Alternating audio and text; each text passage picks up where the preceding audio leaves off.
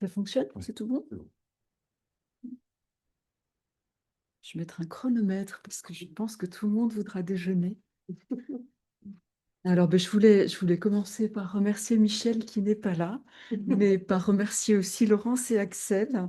Mais voilà, c'est des journées où j'apprends à chaque instant. Et voilà, ce que je vais présenter une petite réflexion sur Jouvence sur Verne, mais je voudrais le présenter avec beaucoup d'humilité parce que je n'ai pas connu Michel Serres, merci. Et ben, je ne suis pas du tout spécialiste ni de philosophie, ni de la critique des années 70. Donc, je m'aventure un petit peu et je parle sous le contrôle de ceux qui connaissent beaucoup mieux sa pensée. Donc, je compte sur vous pour corriger toutes mes simplifications abusives, mes erreurs. Je vais croiser des choses dont on a parlé ben, ce matin, enfin, ta remarque à l'instant, mais aussi toute une série de choses qu'on a déjà traversées, mais peut-être de façon trop simple. Alors, lire Jouvence sur Jules Verne, j'ai trouvé que c'était en quelque sorte faire un voyage dans le temps et vraiment s'immerger dans l'écriture et la pensée des années 70 et ressentir un élan, une forme d'allégresse de la pensée, donc portée par cette liberté de Michel Cerne qui invente une forme que j'ai trouvée quasiment expérimentale pour explorer un auteur qui, à l'époque, était encore très largement relégué dans les rayons de la littérature jeunesse, donc Verne. Alors, pour entrer dans cette pensée de Serre, je vais commencer par une réflexion qui sera un des points centraux, donc qui occupera une partie importante de mon temps, donc de mon enquête, qui sera justement une réflexion sur la forme d'énonciation qu'il a choisie pour son livre, c'est-à-dire pour moi une écriture qui est non seulement caractéristique de son époque, d'une époque, mais qui est au cœur des enjeux intellectuels de la pensée de Serre, qui engage sa conception du raisonnement et derrière la forme même de son écriture, une mise en application de certains thèmes essentiels de sa philosophie. Enfin, c'est ce qui m'a semblé, mais vraiment, voilà, je le dis avec toute précaution. Je présenterai ensuite rapidement donc trois points qui me semblent illustrer la nouveauté des thèses de Serre sur Verne. D'abord, sa pensée de l'espace, donc qui fait du voyage une sorte d'opérateur qui transforme la science en littérature. Ça va rejoindre justement Augustine Fouillé, Madame Bruno. Ensuite, on analysera la mobilisation des mythes comme structure profonde du récit. Et puis après, je m'intéresserai à la pensée du réseau que Verne décèle dans l'œuvre, que Serre décèle dans l'œuvre de Verne, et qui lui permet de relier justement les personnages, les lieux, les livres, les savoirs. Et pour finir, donc, je voudrais soulever donc, quelques points aveugles justement de la pensée de CERN sur Verne, en essayant de montrer à quel point c'est une pensée pionnière, mais tributaire des approches des années 70, donc des approches qui sont largement déshistoricisées. Et j'essaierai de voir très rapidement quelques nouveaux regards qui se sont développés, puisque j'ai appelé ça 50 ans plus tard, relire Jouvence sur Verne, donc dans les 50 années qui ont suivi, des nouveaux regards qui sont développés sur Verne. Alors, la première impression que j'ai éprouvée à la lecture de Jouvence sur Verne, c'était d'abord justement cette perception de l'originalité d'une voix, d'une qualité de raisonnement et de démonstration, ce qui fait de la lecture de l'ouvrage, mais comme de tous les ouvrages de Serre, hein, une aventure intellectuelle enfin, qui m'a donné un sentiment de dépaysement à la fois par rapport aux approches actuelles de l'œuvre de Verne et en même temps par rapport, ben, c'est une évidence, aux écritures, aux caractéristiques de l'écriture académique. Donc, contre l'énonciation universitaire, CERN met en œuvre une écriture de liberté, on l'a déjà dit évidemment, procédant par des juxtapositions, des suggestions de rapprochement, et il réécrit en quelque sorte Verne en, par exemple, résumant des étapes de l'action. Donc, il ne s'agit pas d'une démonstration ni d'une forme de raisonnement explicite, mais plutôt d'une idée, enfin, d'une technique pour mobiliser les ressources poétiques du langage, c'est ce qui vient d'être montré en fait, pour stimuler l'activité du lecteur. Donc Serre joue avec les sonorités, il propose des successions de phrases nominales qui fonctionnent comme, j'avais un peu la même métaphore, en fait, des petites touches d'un tableau qui serait à peine esquissé et où c'est le lecteur qui doit dessiner la figure globale, qui doit tirer les conclusions. Donc, hier, pardon, François Doss, c'est pas encore tout à fait transformé.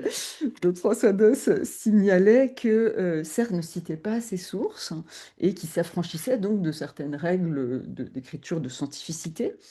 Dans Jouvence-sur-Verne, on peut constater qu'il va plus loin, puisque, en un sens, il ne cite jamais Verne lui-même. La parole de Verne, la langue de Verne, ne surgit pas. Alors, ben non, je l'ai là, mais je vais quand même prendre le livre parce que je vais montrer quelques schémas. On va retrouver des maquis, mais ce sera un peu plus tard. Mais donc, j'ai extrait un petit moment pour faire entendre cette voix de Verne, de Serre.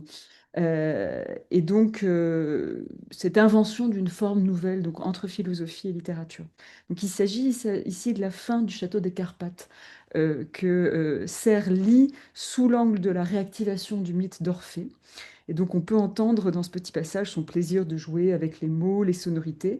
C'est le moment culminant du roman où Franz de Télek, qui était enfermé dans la crypte du château, marche vers l'image de sa fiancée, la Stilla, qu'il a aperçue. Donc, il voit derrière le mur, il perce le mur, il passe le mur. En cette partie très obscure, son pied se heurtait à des débris de tombes, galeries, obscurités, détours, et revoit la Stilla qu'il croyait ne jamais revoir, qui était là, vivante, comme si elle eût ressuscité par miracle. La voit, l'entend, veut la toucher, la brise. Elle disparaît à jamais. Derrière le miroir, perce le miroir, passe le miroir, détruit le miroir et l'image. Il devient fou, le château, dynamité, explose. Éruption finale. Des gerbes de flammes s'élèvent jusqu'aux nuages. Une avalanche de pierres tomba sur la route du Vulcan. La Stilla en morceaux, en gouttes de verre, en éclats. Le château en morceaux, en éclats de pierre. Orphée en morceaux. La raison de Franz, d'Orphée, en éclats. Le feu électricité, le feu dynamite, le feu du volcan, le feu du désir. Le être du feu. Le plan géométral du château, labyrinthe, prison, puits, pont, hôtel et mort, espace dessiné de la psychagogie. Le diagramme lie l'énergie. S'il rebrousse sur soi, s'il se retourne lui-même, sur lui-même et n'aboutit à rien, l'énergie se libère. Le diagramme se désagrège. Court-circuit, Corphée se retourne et il est déchiré. Le jeu du feu, le jeu du fou. Et alors le texte se poursuit à ce moment-là dans un style qui est tout à fait différent. Il passe du récit, où Verne, Serre, on l'a vu réécrit en quelque sorte Verne, donc il passe du récit à qui était une interprétation ouverte, à l'énoncé de lois qui seraient des lois géométriques et des lois énergétiques. Et donc dans ce qui suit, on a un bon exemple de l'usage de la métaphore scientifique par Serre. Quelle que soit sa nature, un système quelconque se projette sur un diagramme, dans un espace quelconque. Ces lignes tracées sont toujours des lignes de force. Elles immobilisent une énergie, une puissance, la gèlent, l'enferment dans un réseau de Prométhée. Une crise donnée ou quelque événement survenant au système et qui ne parvient pas à redistribuer sur ses chemins libère l'énergie liée, ployée, sur et par les lignes du graphe. La métastabilité peut aller aux limites. Le diagramme peut être détruit, se désintégrer, fondre. Parfois, il se reconstitue sur d'autres schématismes. L'incandescence n'y est donc jamais nouvelle. Elle se manifeste ou par le diagramme ou par sa destruction. Constance d'énergie. Ce changement d'état, non de puissance mais d'état, en dirait long sur l'histoire, sur le mythe, sur la science et sur nous. Garder le réseau à l'état de naissance de nébuleuse chaude, à l'état de nuage, du parcours du diagramme à cette condition de chaleur. Alors, lorsqu'il publie Jouvence, Serre a 34 ans, et lorsqu'il évoque ce livre a posteriori, il en parle comme d'un livre de jeunesse. Alors, tout ce que vous nous avez présenté montre bien à quel point, non, c'est la suite de tout un cheminement. Mais de fait, c'est, alors il me semble, son premier livre qui porte sur un auteur exclusif, enfin, de manière centrée, assumée sur un auteur littéraire. Mais il vient après ces trois livres majeurs, donc les trois Hermès, la communication, l'interférence, la traduction. Et donc, avec Jouvence, il est dit que Serre atteint en quelque sorte le point culminant dans cette écriture du morcellement qui se construit justement à rebours de toute démonstration linéaire. Dans son discours pour la réception de Serre à l'Académie française en 91, Bertrand Poirot-Delpech soulignait ce caractère extrême, presque expérimental de l'ouvrage. Je le cite: Si l'on classe vos titres selon qu'ils défient plus ou moins le compte-rendu, en ennemi du commentaire, vous vous y évertuez. Jouvence sur Jules Verne est votre chef-d'œuvre. Vous y portez à son comble votre art de projeter toute une bibliothèque dans un livre et réciproquement. Poirot-Delpech poursuit alors avec un peu de malice, en rappelant à la fois le goût du public pour cette allégresse de l'intelligence et pour toutes ces fulgurances, et puis en signalant tout de même avec ironie une certaine obscurité. Donc, vos lecteurs savent bien, monsieur, que j'ai omis l'essentiel, l'allégresse qu'on éprouve à vous lire, à vous écouter, même si le sens paraît flotter dans un ailleurs peu accessible. Quelque chose nous dit que nous pourrons le méditer au calme et que nous voilà aussi intelligents que vous. Enfin presque. Donc le principe de l'écriture de Serre est de faire naître la pensée du choc des disciplines et des références. Les domaines mobilisés peuvent être aussi bien l'histoire des sciences que la philosophie, l'anthropologie, l'histoire des mythes, la psychanalyse. CERN cultive donc ce feuilletage des références, tout comme l'effet d'inattendu qui naît des collisions entre les domaines. J'ai trouvé qu'on pourrait comparer ça au fonctionnement de l'image surréaliste. La puissance et la productivité surgit justement du caractère inattendu du rapprochement, de la distance qui sépare à l'origine les réalités réunies. Donc, pour reprendre une métaphore scientifique, on pourrait voir ce phénomène comme la collision aléatoire de particules qui crée de l'énergie. Alors, dans son discours, ce discours de l'Académie française, Bertrand Poirot-Delpech présente ces rapprochements typiques de Serre avec humour, avec une pointe aussi de provocation, comme une sorte de recette de cuisine. Il s'interroge. Comment s'est venue cette source d'ébriété intellectuelle qu'est votre style? Et il parle de trucs, comme des trucs de magicien en fait. Et un des trucs d'écriture de Serre, ce serait celui-là. Il dit: le principal ressemble à l'épissure, cette savante opération de matelotage. Bon, bien sûr, il pense à Serre comme marin, donc qui consiste à tresser ensemble pour les souder sans nœud les taurons multiples de deux cordages. Vous assemblez une poignée d'anecdotes mythologiques, un mot de Zénon, une réplique du Chaperon rouge, une page de Zola, un souvenir d'enfance, et vous entortillez le tout, ni vu ni connu. Vous en tirez un petit organisme vivant qui bouge dans la main. On pense aussi à un chimiste plaisantin qui mélangerait tous les produits de sa paillasse pour voir, ou à l'ailier de rugby, habile aux passes inopinées. Il en résulte un incroyable manque de vergogne à butiner le concept, à prendre la tangente, à manier le baroque, les courts-circuits, à dévier les mots de leur sens usuel, au nom du clinamen, bien entendu. Donc, cette recherche par Serre d'une nouvelle forme entre sciences, philosophie et littérature constitue, enfin, c'est ce qui m'a semblé vraiment un enjeu essentiel pour sa pensée. Et c'est pour ça, mais bon, je dis des choses qui vous sont évidentes, alors je suis un peu confuse, hein, mais voilà, c'est pour ça qu'il se place sous l'égide d'Hermès, donc penseur, traducteur, passeur, je veux dire, qui veut inventer cette nouvelle manière de communiquer. Et dans les entretiens que j'ai lus de Serre, en fait, il présentait cette recherche d'une forme adéquate comme la quête de toute sa vie. 30 ans après la publication donc, de Jouvence sur Verne, il revient dessus. Il s'est prêté à un long entretien avec Jean-Paul de Kiss, qui a été publié en 2002 dans la revue Jules Verne. Et donc il revient sur la complexité de son écriture dans cet ouvrage de jeunesse, et à ce moment-là, il formule une sorte d'autocritique. Donc je vais citer cet échange.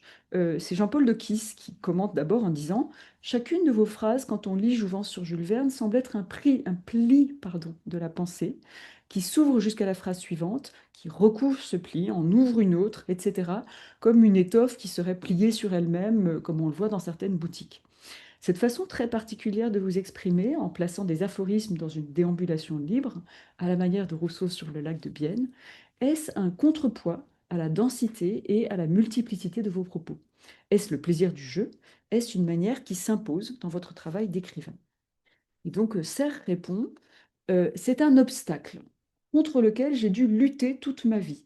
Je suis d'origine scientifique. Or, lorsque vous êtes mathématicien, Le but de votre expression, c'est l'élégance. Il y a des démonstrations lourdes, patues, un peu sottes, qui parviennent à dire la vérité en ayant couvert 4 ou 5 tableaux d'équations. Et puis, il y a les démonstrations élégantes, qui arrivent à la vérité de façon fulgurante en sautant les intermédiaires. Et formé à cette école-là, lorsque j'étais devant une difficulté, à l'époque de Jouvence, mon coup de patte, c'était d'aller au plus vite, au plus vite. Et je croyais, et j'avais tort de le croire, que l'écriture se modelait un peu sur cette succession élégante d'équations rapides. Et je me suis aperçu que les plis dont vous parlez sont réels, nuisaient à la clarté de l'expression. Et toute ma vie, j'ai dû lutter contre cette manière de faire qui est issue de ma formation scientifique pour conquérir une clarté ou une limpidité d'expression qui est mon idéal en fait. Vous êtes gentil de parler de plis, vous pouvez parler aussi bien de compliqué. Donc, Serre dénonce ici ce mode d'énonciation non linéaire, comme quand même il dit le mot, une forme de facilité qu'il s'octroie pour dissimuler les passages hasardeux du raisonnement et les difficultés qu'il rencontre dans sa pensée. Il parle vous avez relevé, voilà, il disait, c'était une solution qu'il avait trouvée. Lorsque j'étais devant une difficulté, mon coup de patte, c'était d'aller au plus vite. Donc la formule peut évoquer un prestidigitateur, un illusionniste un peu roublard qui éblouit son public pour mieux l'abuser.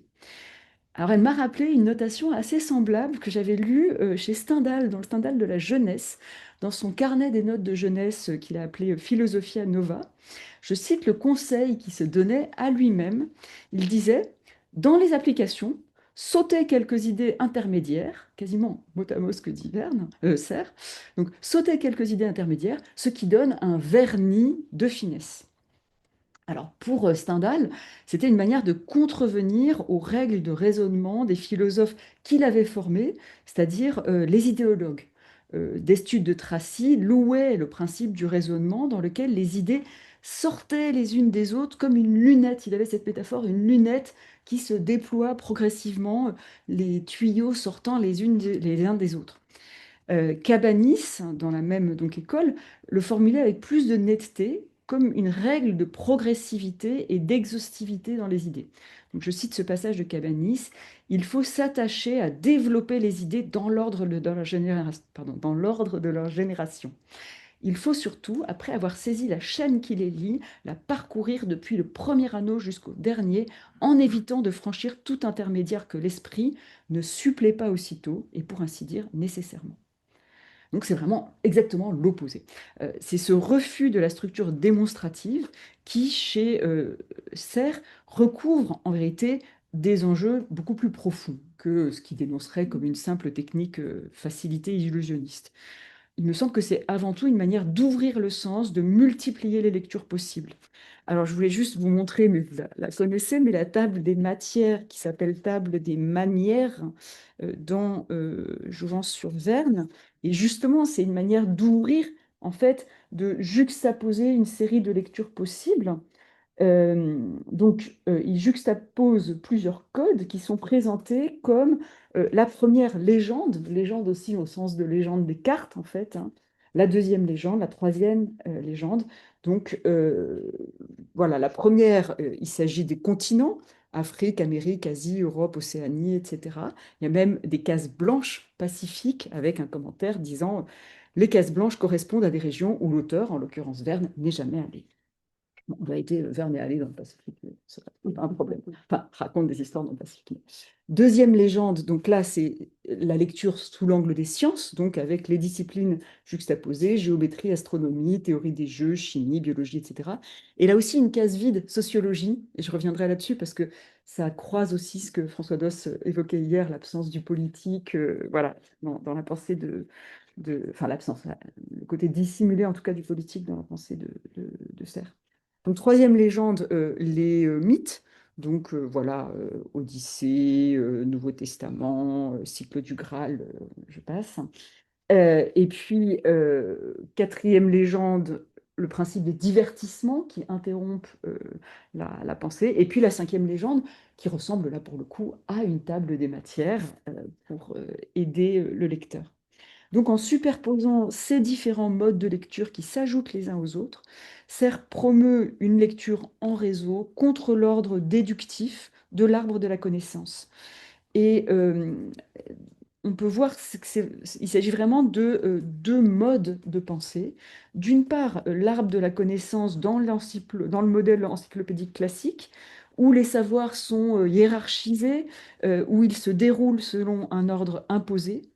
Et finalement, Serre rejette ce modèle de l'arbre de la connaissance et propose à l'inverse le modèle du réseau, où tout point du savoir, du livre, peut être relié avec n'importe quel autre point du livre.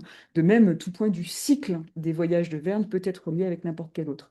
Donc à ce moment-là, la pensée est imprévisible, elle est toujours renouvelée, donc elle se déploie sur le mode de l'inattendu, de la surprise. Alors, au-delà de ce débat sur les modalités d'écriture de Jouvence-sur-Verne, de ce caractère soit éblouissant, de fulgurance de cette pensée, soit obscur de son énonciation, euh, il me semble que l'ouvrage marque un tournant décisif dans la lecture de cet auteur, Verne, et qu'il apporte des thèmes et des questions radicalement neuves.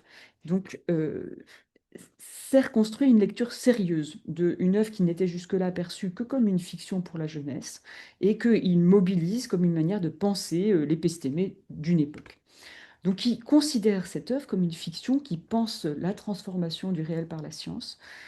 Or, jusque-là, bon, en 74, Verne apparaissait comme en dehors du canon académique. C'était une lecture d'enfance, une lecture du divertissement, un roman d'aventure. Et bon, au-delà du grand succès commercial qui s'est poursuivi tout au long du 19e, c'était une lecture qui montrait justement l'entrée dans une culture de masse. Donc typiquement, ça faisait de Verne un auteur rejeté par la culture savante ou les études académiques. Au plus, il était mentionné en quelques lignes dans les histoires littéraires, mais sans du tout d'enquête approfondie. Donc il avait été objet d'intérêt pour certains écrivains isolés, mais pas d'un point de vue institutionnel. Donc des auteurs du surréalisme, Breton, Louis Aragon, ou auteurs d'avant-garde, Raymond Roussel, voilà, mettaient l'écriture de Verne au centre de leur pensée, ou en tout cas s'y intéressaient beaucoup. Mais d'un point de vue institutionnel, c'était en quelque sorte hors champ. Donc je vais résumer très rapidement des éléments que j'ai écrits, mais je voudrais pas être trop longue. Je voulais juste résumer ce qui précédait justement dans le champ académique le moment d'écriture de Serre. Dans les années 50 et 60, finalement, il y a eu deux grandes approches littéraires de l'œuvre de Verne, mais elles étaient encore relativement isolées. Donc le premier, c'est Michel Butor, en 49, qui écrit notamment un article qui s'appelle Le Point suprême et l'âge d'or, et qui porte un regard neuf sur la modernité de Verne, qui résonne avec le contexte du nouveau roman, en s'intéressant aux techniques d'écriture, au collage, à l'insertion donc de discours scientifiques, mais aussi aux structures, donc structures géographiques, structures temporelles dans les romans. Donc c'est toute une approche formelle de l'œuvre de Verne qui à ce moment-là est profondément originale. C'est une première étape vers la reconnaissance de Verne comme un objet digne d'une étude académique. Et c'est en lien avec justement le regard non psychologique du nouveau roman qui rejoint des orientations de l'écriture de Verne. Alors ça, c'est la première étape. Deuxième étape, c'est une lecture psychanalytique globale de Verne, qui pour la première fois est publiée en 1960, donc 14 ans avant Serre. C'est le livre de Marcel Mauret, le très curieux Jules Verne, donc, qui voit l'œuvre comme une transposition de conflits, de fantasmes, avec des figures de pères tyranniques, donc Nemo, Robur, des retours à l'origine, des conflits oedipiens, etc. Mais ce livre est un livre qui est pas académique, en fait, qui est publié chez Gallimard pour le grand public, bon, qui est le premier proposé comme ça une approche psychanalytique. Le grand livre qui est juste avant celui de Serre, en fait, d'un point de vue académique, c'est le livre de Jean Chénault, donc en 71, une lecture politique de Verne. Et là, c'est vraiment un historien marxiste qui, chez Maspero, donc de manière très affirmée, publie une lecture de type sociocritique, en fait, qui a un très grand retentissement et qui voit dans Verne une incarnation des positions complexes, contradictoires de la bourgeoisie du Second Empire, de la Troisième République, vis-à-vis des enjeux sociaux, des enjeux coloniaux, de l'industrialisation, de la mainmise technique sur le monde, etc. Donc ça, c'est une lecture extrêmement marquante. Il y a un autre élément qui, là aussi, marque chez Chénaud et qu'on retrouve chez Serres 4 ans plus tard, enfin 3 ans plus tard, c'est la périodisation de l'œuvre de Verne. C'est de dire, voilà, deux moments dans l'œuvre de Verne, moment optimiste pendant 20 ans en gros, moment pessimiste de critique du capitalisme et de la technique dans les 20 ans suivants jusqu'en 1905. Cette lecture donc scindée de l'œuvre de Verne est reprise ensuite très généralement chez Verne, chez Serres, mais aussi chez d'autres. Et en fait, c'est intéressant de voir qu'elle est maintenant largement contestée dans la mesure où on voit que les deux veines finalement coexistent. Alors, en 74, Serre pousse plus loin, en quelque sorte, d'un cran que Chénaud, dans la mesure où euh, il va mettre en évidence la capacité vraiment cognitive du roman. Il ne prend pas comme Chénaud Verne comme un symptôme, mais comme un penseur actif de la société moderne, un penseur de la communication, un penseur de l'espace. Donc on voit le choc vraiment de deux univers intellectuels qui jusque-là étaient supposés incompatibles, c'est-à-dire le roman d'aventure pour la jeunesse, et puis l'histoire des sciences, l'histoire de la philosophie, l'anthropologie, l'étude des mythes. Alors ensuite, dans les années 70, il y aura toute une effervescence autour de Verne, avec toute une série d'autres écoles critiques qui se développent, qui vont là aussi reprendre des intuitions et des pistes lancées par Serre. Alors l'école thématique mythocritique avec Gilbert Durand, Simone Vierne, et puis le moment, disons, sémiotique, structuraliste, dans Mythologie, Barthes parle de Verne, Todorov, Genette. Donc l'étape symbolique, finalement, le moment d'entrer de manière, disons, collective dans cette reconnaissance académique de Verne enclenchée vraiment au début des années 70, mais ça s'institutionnalise finalement avec le colloque de Cerisy de 1978. Donc voilà, 4 ans après le travail de Serre. Alors je glisse à 3 points rapides, c'est-à-dire 3 exemples des apports novateurs de la critique de Serre sur Verne. Premier point, la pensée de l'espace. Et c'est là que je rejoins la remarque que tu faisais, Michel, c'est-à-dire voir Verne comme une sorte d'instituteur modèle de générations successives et Serre inscrit Verne dans une lignée qui fait usage de la fiction encyclopédique pour instruire et de la fiction du voyage, de la fiction centrée sur l'espace. Donc il voit d'abord l'Odyssée, tout simplement, puis il voit Télémaque, le Télémaque de Fénelon, donc avec ce voyage d'instruction, les voyages extraordinaires, Augustine Fouillé, enfin, Bruno, donc le Tour de France par 2 enfants. Dans tous ces cas, finalement, la géographie va servir d'opérateur pour faire entrer la science dans l'écriture, une écriture littéraire. Donc la science passe par la structure même de la narration. C'est ce que Serre appelle la science latente, qu'il valorise par opposition à ce qu'il appelle la science patente, donc une science qui serait les petites fiches que Verne met dans sa narration. Donc ça, pour lui, c'est ce qu'il désigne comme une science beaucoup moins intéressante que la science qui est portée par le récit lui-même. Donc c'est la dimension centrale de la géographie. Je voulais développer un petit peu, mais je ne vais pas le faire pour pouvoir voir les 2 autres points. Euh, et bon, ce que je vais juste dire pour conclure ce premier point, c'était l'importance de l'espace et du voyage qui était liée au thème central de la philosophie de Serre, comme cette question de séparation sciences-littérature, et donc l'incommunication entre ces deux cultures qui vit voilà, comme une blessure aussi personnelle, en fait, Verne est en quelque sorte un double parce que c'est le tiers inclus, c'est celui qui fait dialoguer, qui fait dialoguer les deux mondes, et il les fait dialoguer par le voyage. Et donc cette intuition qui s'exprime dans Jouvence-sur-Verne est séminale et sans cesse redéclinée par la suite. Alors, deuxième élément que j'ai relevé dans son écriture et sa méthode, mais c'est la mobilisation des mythes comme structure profonde du récit. C'est ce qu'on a vu dans la troisième table des manières, donc avec Odyssée, Télémaque, le cycle de Thèbes, Cadmos, Oedipe, Orphée, l'alchimie, le cycle du Graal. Et là, on voit une forme de proximité avec le travail de Dumézil. Et puis voir la thématique du voyage comme une initiation, un passage à l'âge adulte, par exemple, dans Voyage au centre de la Terre, et puis lier cela, ces archétypes mythiques, à toute une énergétique, par exemple, autour de figures comme le volcan, euh, voilà, l'île, et puis la question de l'explosion. Donc ce sont des éléments qui sont repris ensuite par Simone Vierne ou Gilbert Durand, donc avec ces croisements mythologie, psychanalyse, anthropologie, qui me semblent très caractéristiques aussi dans la mobilisation de schémas. Je vais juste vous montrer un petit carré vraiment très très typique dans cet usage de la mythologie. Donc voilà, vous voyez ici un peu le père tue le fils Isaac. Le père tue le père Oedipe, puis le jeu des diagonales.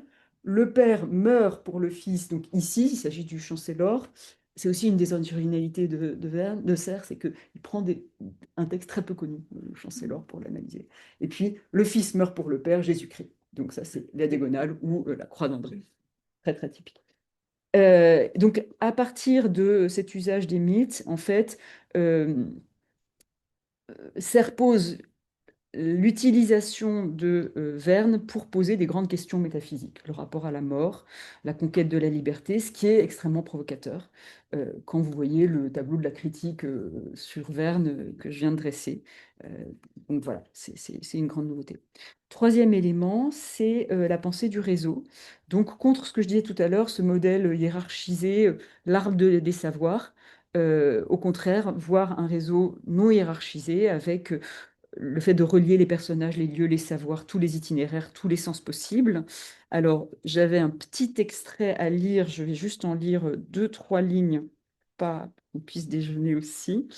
Mais ça rejoint ce dont tu parleras, Agathe. Donc, je vais dire, voici comment certains points géométriques ou géodésiques deviennent des points sublimes, pôles ou milieux.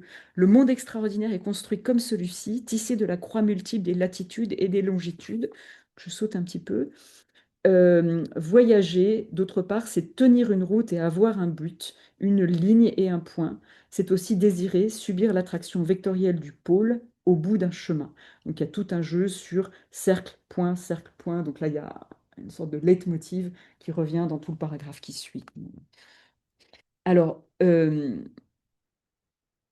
je voulais relier ça avec la théorie de la communication, parce que relier les lieux et les personnages, ça revient à justement cette théorie de la communication avec le héros Hermès, médiateur traducteur, qui bon, est un double de Serre lui-même, et puis qui me faisait penser, alors là aussi c'est des intuitions qui pour vous sont sûrement des évidences, mais au moment où Umberto Eco modélise la théorie de la communication, la théorie du signe, et la proximité avec toute cette théorie de l'information, finalement, euh, sert, joint les domaines en modélisant cette communication avec des émetteurs, des récepteurs, le canal,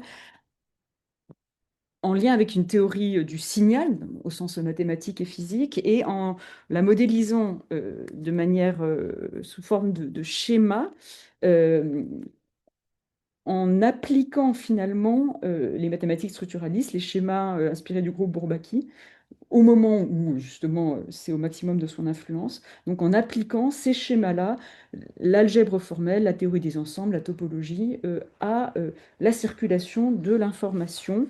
Et donc je vais vous montrer une page de schémas qui sont là aussi extrêmement caractéristiques, vous voyez, avec voilà, ce système de vecteurs, d'interruptions, comme dans la théorie du signal, en disant ici, vous avez l'injonction de une redondance sur le canal, et puis la théorie des ensembles, voilà, enfin, on est dans des dérivations de Bourbaki. Alors, je conclus sur ces trois éléments que j'ai isolés parmi d'autres. Donc, Verne enfin, montrer Verne comme penseur de l'espace, comme mythographe, comme expérimentateur du réseau et de la circulation de l'information. Ce sont des visions totalement novatrices par rapport à ce qu'on pouvait lire sur Verne. Mais au-delà de cet auteur-là, il me semble que l'intérêt, c'est aussi chez Serre de prendre Verne comme un outil pour penser le présent et pour en faire un double de lui-même. Alors, le dernier point avec lequel je vais conclure, c'est ben, les points aveugles de cette approche. Et qui sont évidemment, c'est bien facile de le dire 50 ans plus tard, quand beaucoup de choses se sont développées, mais qui sont justement caractéristiques des années 70. Donc il y a 4 points que je vais citer.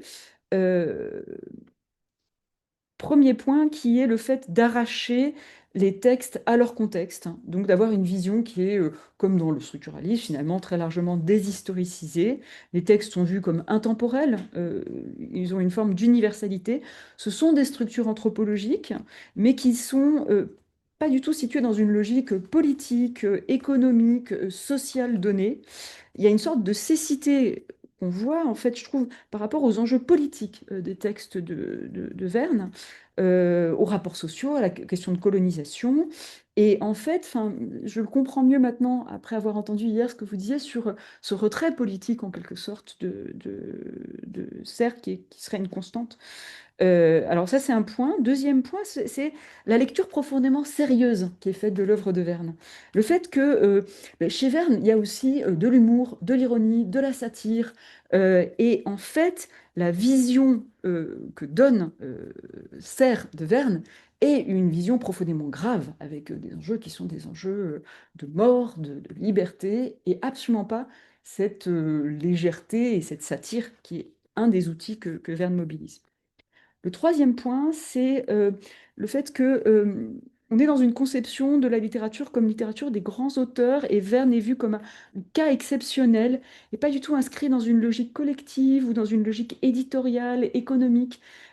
En vérité, Verne, il publie dans un écosystème d'une revue, le Magasin d'éducation et de récréation, et puis dans tout l'écosystème éditorial de Hetzel. Donc, il y a ses œuvres, mais il y a aussi, par exemple, les illustrations qui sont essentielles, que Serge, j'ai l'impression, enfin, ne mobilise pas, alors que c'est pour lui une lecture d'enfance à laquelle il est attaché, etc. Et les enjeux même disons, d'émotions qui surgissent de ça sont pas envisagées. Et puis, Verne ne voit pas, enfin, Serre ne voit pas les questions tous les produits dérivés des romans, les adaptations au théâtre, les grands spectacles au théâtre du Châtelet, les jeux, les objets, donc toute cette culture matérielle autour des romans verniens qui disparaît en quelque sorte. Et dernier point, c'est dans toutes les disciplines qui sont mobilisées, je trouve ça très intéressant de voir que, il y a évidemment, l'histoire des sciences, la mythologie, l'anthropologie, la sémiologie, la psychanalyse, la philosophie, les mathématiques, mais il y a un grand absent, c'est l'histoire littéraire, l'histoire des genres. En fait, il y a Enfin, j'ai pas trouvé, mais peut-être c'est aussi ma propre cécité, il faudrait que j'approfondisse, hein, mais j'ai pas l'impression qu'il y ait une réflexion sur le genre du roman d'aventure, sur aussi les autres contemporains de Verne, voilà, auxquels on pourrait le comparer, sur l'influence de l'écriture de presse. Donc, je trouve que ce sont aussi des séries de cadres qui contribuent à la conception de la fiction qu'a Verne peut-être tout aussi puissamment que la structure sous-jacente des mythes. Et donc, ces cadres-là sont absents de la modélisation de Serre. Et ça va peut-être aussi de pair avec justement l'absence de citation de l'œuvre, le fait que l'œuvre elle-même, on ne l'entend pas, de même que la critique de Chénaud, qui est juste avant, en fait, on ne l'entend pas non plus. Donc voilà, tout ça, c'est des points qui sont frappants quand on voit le cheminement fait depuis 50 ans, mais c'est bien facile, je le disais, de voir ces points d'absence. Ce qui demeure, c'est tout de même euh, le fait d'avoir fait un Verne qui est le miroir de Cerne lui-même, qui en dit autant sur Cerne que sur Verne, je trouve, et qui est pour lui l'occasion d'élaborer des concepts qui seront vraiment centraux dans toute la suite de sa philosophie. Donc, cette théorie du réseau, l'énergétique, la question de l'encyclopédisme, la question de la circulation des savoirs. Et c'est des questions sur lesquelles il reviendra juste un an plus tard, hein, avec Feu et signaux de brume, qu'Agathe va analyser, puis qui globalement voilà, nourrissent toute sa pensée.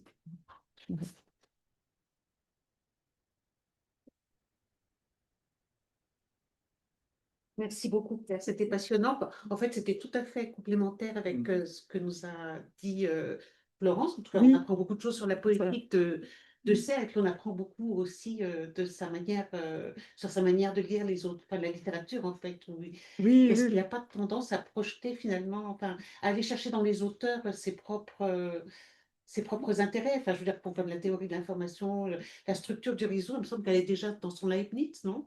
Qu'elle est depuis le Oui, dès la début, en thèse, fait. ouais, Ah c'est oui, ça. voilà. Ouais, ouais, ouais. Donc, Mais là, ça fait partie de ses obsessions depuis le début. Et ouais, quand il les trouve, enfin, quand il a l'impression de les retrouver chez un auteur, enfin, il instrumentalise un petit peu, oui, mais en fait, c'est peut-être, pas, il ne biaise pas. Enfin, je trouve pas du tout que ce soit. Ça me semble biaisé. dire une vérité de Mhm, l'œuvre de Verne. mhm, La question de la circulation, évidemment, est centrale. La mhm, question du voyage, la question de cette ouverture de multiples. Enfin, Verne passe son temps lui-même à mettre tous les savoirs en mhm. rapport. Donc, ça dit une vérité Ça de dit, voilà Verne. ça, Ouais, ouais. d'accord. Donc, c'est pas. Je trouve pas du tout que ce soit plaqué. Mhm, Mais évidemment, ça occulte d'autres aspects mhm, de Verne. Oui, enfin, comme vous l'avez dit dans votre dernière partie, là, sur les points aveugles, Mm. en fait, euh, d'autres que lui s'intéresseront Mais oui, à c'est ces ça, questions-là, bien voilà, sûr. Ouais, ouais, ouais. genre de contextualisation, de lecture politique. Mm. Et effectivement, euh, le mérite de Serre, c'est je crois que non, il instrumentalise pas, mais il voit comment la littérature pense. Oui, ouais, ouais. Et met en évidence ça. C'est certes, c'est sa pensée à lui que Jules Verne lui sert à penser, mais Oui, lui sert exactement. Ouais, à sa propre pensée. Il ouais, trouve chez Verne, comme chez Zola, chez d'autres, euh, ouais, matière à penser pour lui. Moi, ça marche dans les deux sens. ouais, ouais. Vraiment. Et il faut lui faire crédit de ce que certains philosophes ne font pas, c'est-à-dire considérer à quel point la littérature pense. Oui, ouais, tout à Et fait. ça me fait Ouais. penser, vous parliez, François, de Badiou, c'est un rapport avec Badiou, Mm. d'un petit, un petit livre de Badiou que j'adore, qui s'appelle L'éloge du théâtre, Ouais. où Badiou, qui est lui-même philosophe, montre à quel point le théâtre pense, enfin le spectateur mhm. de théâtre pense sans s'en rendre compte quand il Ouais. est au théâtre. Ouais. Ouais. Il y a ça aussi. Ouais, Et c'est curieux, ça. oui, non, mais c'est lié. Enfin, c'est Macheret, voilà, qui écrit, voilà, Mhm, à quoi pense la littérature. Mhm. Il y a quand même toute une. Je parle même pas de Rancière. Enfin bon, voilà, euh, pour chacun, c'est intéressant de voir quels auteurs ils vont choisir et qu'est-ce qu'ils vont mhm, faire émerger de ça.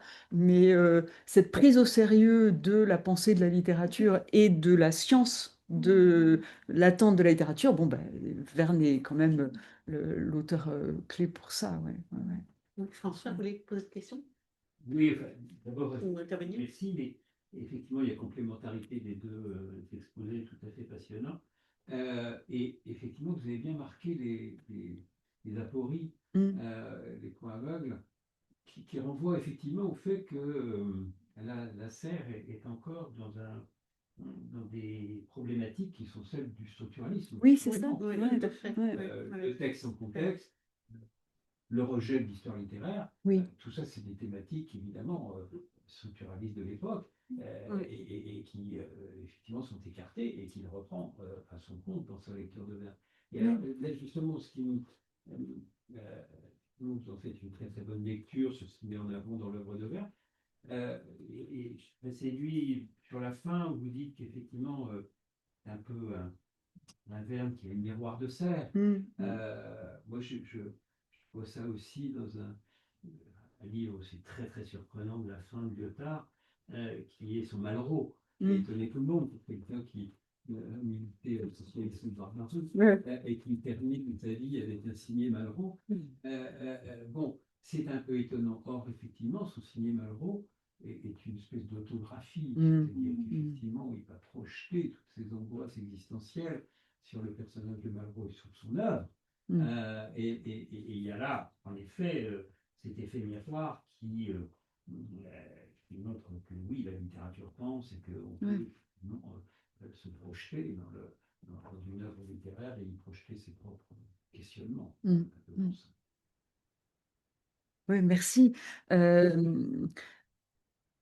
Enfin, le, le fait de projeter enfin, sa pensée dans Verne est intéressant aussi dans le lien avec l'enfance.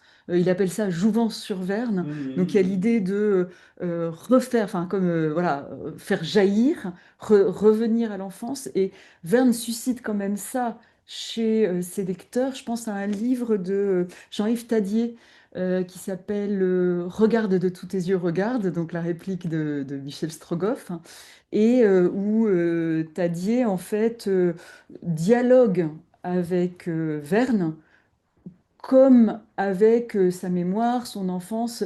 Donc, alors peut-être plus que Malraux, mais Ça n'est pas si bien dit, ouais, parce que bon, je ne vais pas développer sur Lyotard, c'est un autre sujet, ouais, mais cette fin de l'œuvre de Lyotard, ouais. il va thématiser le thème de Ah ben l'enfance. voilà, Tout ça. ouais, Mm. ouais, Le c'est thème de intéressant. l'enfance, qui n'est pas l'enfance au sens classique du terme. Mm. Enfin bon, je passe.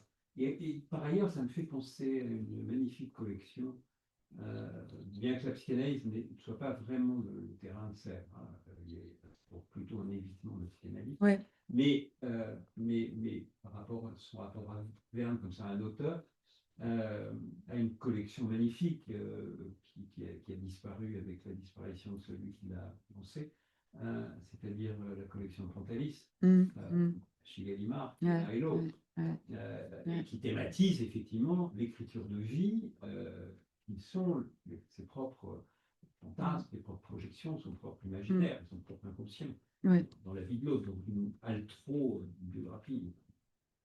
Ouais, oui, on pourrait dire, pour reprendre les portraits, Oui, portrait de Verne en serre, hein. décadré.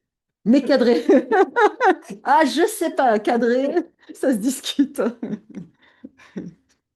Dans euh, la lignée, ce que tu rappelais à propos de la littérature pense, Oui, et effectivement, c'est ce que c'est montre. Enfin, moi, j'aurais aimé qu'il fasse la même chose d'autres livres, oui, enfin, de ouais, genre, sur Hugo, par oui, exemple. ouais, Il aurait pu faire des choses formidables à partir des Travailleurs de la mer, par ouais, exemple. ouais, Le livre le plus, où ça pense le plus ouais, chez Hugo, ouais, hein, avec le plus de rapport avec la science. Ouais. ouais, La science des fluides, du ouais, vent, des tempêtes, ouais. etc. C'est absolument formidable. David Il Jacques aurait, l'a fait ce livre. pardon, David Jacques a fait ce livre. Oui, il aurait pu faire la même chose avec Proust. oui, Hein. Parce que là aussi, enfin, s'il y a un auteur de langue française où ça pense de manière absolument approfondie et moderne, ouais, c'est Proust. ouais, tout Hein. à fait. Donc, Ouais. mais là, il y a évidemment, il s'est occupé de beaucoup de choses. Hein. Oui. Oui, Ça a dû beaucoup, il a beaucoup écrit, etc. Il avait des choix à faire. Mais alors, je ne sais pas si ça répond à une question simplement très matérielle, hein, d'investissement de temps, d'énergie, de disponibilité, etc. Ou peut-être d'intérêt de lecteurs qui passent à côté de quelque chose. Est-il passé à côté d'œuvres qui auraient été faites pour lui? oui. En fait, savoir que je ne savais pas qu'il avait ce goût, moi, pour Tintin, enfin, Hergé, etc. Il y a comme point commun, Verne, Hergé, une forme de simplicité tout de même, de littérature qui est quand même très différente de l'écriture de Proust, avec voilà, le côté aventure, et c'est de ça qu'il se saisit finalement. Alors bon, pour Zola, c'est quand même très différent. Mais j'y pensais tout à l'heure quand tu disais des auteurs 19e. Et précisément, du coup, en t'entendant, je me suis dit, ben oui, Proust, pourquoi est-ce que c'est hors champ mais c'est se saisir d'un auteur illégitime. Peut-être qu'il y a aussi quelque chose là-dedans et pas entrer dans précisément de nouveau l'académie, l'université. Ouais, peut-être, hein. Je sais pas. Mais bon, Zola serait quand même un contre-exemple. Donc, Zola est resté légitime jusqu'à aujourd'hui, je pense. Il n'a jamais été Ah. en relégation. ça, c'est intéressant. Ouais, ouais, ouais, ouais. Ouais, Ouais. 20 ans, ouais. Oui, j'avais noté ça, je l'ai sauté, mais par exemple, je pense que Serre serait surpris de voir que Verne, cette année, est au programme du concours de Polytechnique pour les gens qui sont en maths P. Donc, ils ont mis 20 milieux sous les mers. Et donc ça, c'est quand même intéressant en termes de légitimation. C'est pas encore l'agrégation. Je pense que ça va venir. Ouais. Dans le cas de Zola, comme dans le cas de Verne, c'est une science qui est présente. Exactement, Alors exactement. que chez Proust, Oui, c'est une science. Enfin, en tout cas, c'est pas les sciences dures. C'est les savoirs, mais oui, ouais. c'est les seuls. Et chez Hugo, c'est plus la technique que la science. Oui, Le livre de David Charles s'appelle La pensée technique dans Ouais, le c'est vrai. Victor Hugo, Ouais. pas la pensée scientifique. J'ai une question sur l'usage qui est fait aujourd'hui des travaux de Sartre dans le monde universitaire. Ah. Parce que, surtout là, en fait, on a encore beaucoup de références à Sartre dans Ouais. les travaux universitaires. Ouais. Voilà, qu'est-ce qui... Ben, alors, c'était intéressant. Je l'ai apporté là, le livre des entretiens avec Jean-Paul de Kiss, parce qu'on voit cette blessure de à pas avoir de place, etc. Jean-Paul Dickis lui dit oui, c'est quand même incroyable, toute cette critique vernienne, il vous cite jamais, comment c'est possible et tout. Et donc, Serre dit oui, cela n'a aucune importance. Mais donc, là, on est en 2002. Et il estime qu'en fait, enfin, en tout cas, De Kiss, qui est vraiment vernien, etc., estime que Serre est oublié, n'est pas cité. De fait, je trouve qu'il est peu cité. C'est une grande figure, mais bon, ensuite les approches sont très très différentes en ce moment. Euh, donc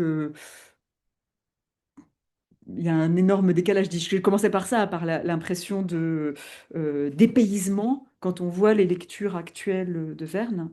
Moi, je ne suis pas vernienne, donc voilà, je n'ai pas. Mais je ne pense pas que dans les bibliographies actuelles, enfin les colloques auxquels je suis allée, c'est vrai que de fait, il n'était pas cité. Ouais. Mais il n'est pas cité non plus en termes d'écologie aujourd'hui. Ah oui, c'est vrai? C'est le problème de Michel, c'est que Michel, il est vraiment systématiquement. Ah oui, alors sur l'écologie, je n'aurais pas pensé Ben, vraiment. c'est d'autant plus étonnant qu'en fait, Ben oui. il était un des premiers à Ben exactement. publier dans ce domaine. Ouais. Mais on parle de la tour qui Oui, a découlé de Michel. mais c'est ça, ouais. Ah oui, ça. Ouais. Ouais, ouais. Et c'est un peu dans tous les domaines.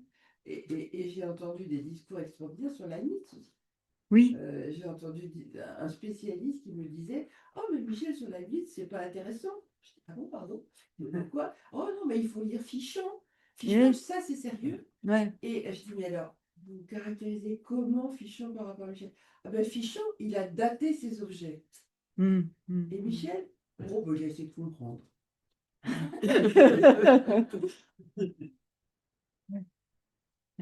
Mais c'est ce qui est dans tous les domaines.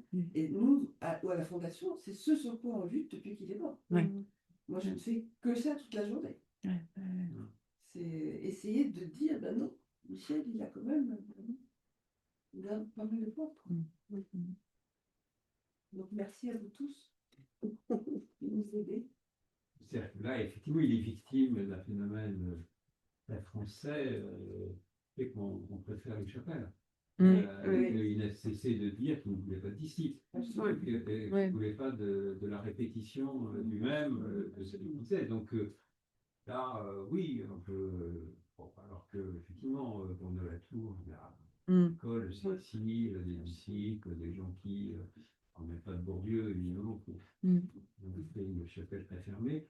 Donc, voilà, et là, il est victime de cet isolement, à la fois voulu pour son écriture, pour écrire son œuvre, mais après, effectivement, ils ont payé le prix fort sur le plan de la réceptivité, de la visibilité de son œuvre. Ce qui est étonnant quand on compare à enfin, moi je me souviens dans ma jeunesse, la figure médiatique qu'il est. Donc, Ça joue aussi contre lui. c'est ça, du coup, ça, ouais. Mais ça le dessert. Oui, c'est ça, trop grand public en fait. Voilà. Ouais, Pas sérieux. ouais, c'est ça. C'est joli. Pas au dessert.